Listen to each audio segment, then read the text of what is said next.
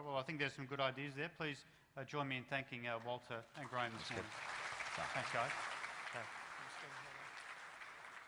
Right, now we're going to turn to the retail sector here in Melbourne, and I think retail's somewhat different this year to what it typically is. It's normally such a stable, reliable sector, but it's been knocked around over the last couple of years thanks to the GFC and the stimulus package, and there's been a lot of distortions in the market. And I think 2011, ironically, is not going to be the year where it settles down. It may be the 2012 before that happens.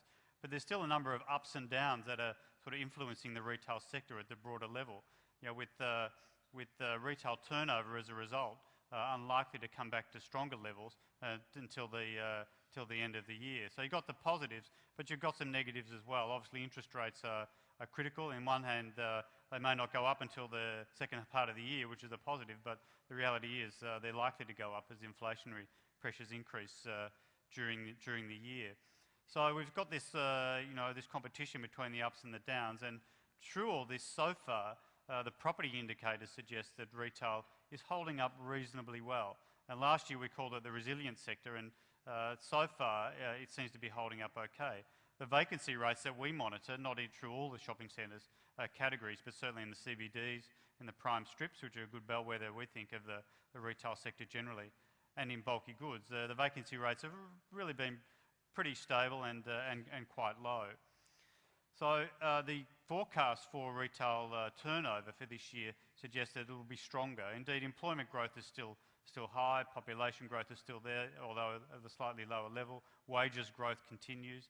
So the forecasts do point to a stronger retail turnover environment this year compared to last year. But I think it's going to be, it's going to be a difficult year still for retail to produce these kind of growth numbers in retail turnover.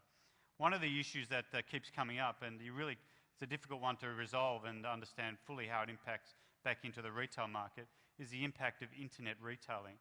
And we love discussing it. We're not quite sure what it all means, because one of the issues about internet retailing is that one of the facts, in fact, is that there is no data about internet retailing in Australia, amazingly. But there is information about credit card purchases, which is collected by the banks, and it's monitored very closely by the Reserve Bank of Australia. And some trends do come out of that, and of course, internet purchases are done with a credit card. So there's been 15% growth per annum in the use of credit cards for international purchases by Australians since 2005. 10% growth domestically, 15% growth internationally. Now this, of course, is much higher than the overall rate of growth in retail spending, which is about 3%. So certainly there's something going on here. Interestingly, but it's still quite small. It still represents less than 5% of the international transactions that are used for credit cards. So in other words, it's a small sector, but it is growing very quickly. And the other indicator, interestingly, which has been looked at in relation to internet retailing, is the amount of parcels coming into Australia. And it's one of the few growth areas for Australia Post, is actually of goods that are bought on the internet from overseas. So parcel growth domestically is actually going backwards. Internationally, from international sources, it's actually going, it's growing quite strongly. I think in the last couple of years, this whole issue has been heightened because of the high value of the dollar, and because households are still very much concerned about saving and being careful with the expenditure of every last dollar. So at the end of the day, we think it will actually start to impact on the edges of the retail property sector. We saw in the last 2 weeks the decisions about Borders and Angus and Robertson, and that may indeed result in some store closures. So there's vacancy, there's an impact back on the retail sector. We think it will be on the edges, but there's no doubt it's going to bring on some change, which is something the retail sector's been famous for. It might speed up that change in the retail sector over the next few years. Generally speaking, while the sector's been going through some challenges in the last couple of years, at least there hasn't been that much building activity going on. We think the construction activity in retail in Melbourne hit a low spot in 2010. It's ready now to start to pick up again on the back of some quite large bulky goods projects that are under construction now, and also some regional shopping centre refurbishments and expansions, which are also getting underway now. So I think it's a common theme across all the sectors that the supply cycles are hitting the low point and starting to pick up from here. Overall, our forecast for for compression in yield is very, very mild in the retail sector, the most mild of any that we've looked at this morning. Probably the pick of the bunch would be sub-regional, the problem middle child. Is forecast to compress at a rate of about 40 basis points a year. That will drive the most value in retail, and bulky goods will be just below that as well. But outside that, the biggest shopping centre categories we're forecasting very flat yield environment. And so to grow value is going to be quite, you need to be very creative and work at it very hard. The rent environment too, as far as we're concerned, is pretty flat. A little bit of growth in regional centres, but the other markets are very stable, a very flat environment.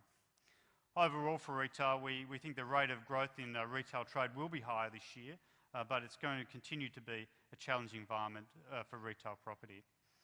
Retailer leasing demand seems to be quite robust, oddly enough. Some of these things might be counterintuitive, but certainly international retailers are queuing up to get into Australia, and the more they come, the more they seem to want to come. And we know from international studies we've done, the representation of international retailers here in Australia is actually still quite low.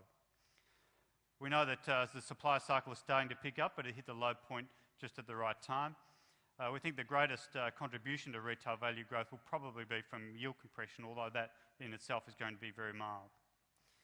Investor demand, though, seems to know no ends in retail, and we know that whatever stock comes to the market, there's always a lot of interest in this sector, not maybe so much for this year, but for the years ahead once it returns to its regular investment performance. So there are a couple of guys in our office here in Melbourne who are out there working this market very intensively every day. Max Cooks and Mark Weisel. I'd like to invite them to the stage to give us their take on how they see the retail sector at the moment. Max and Mark, here they come.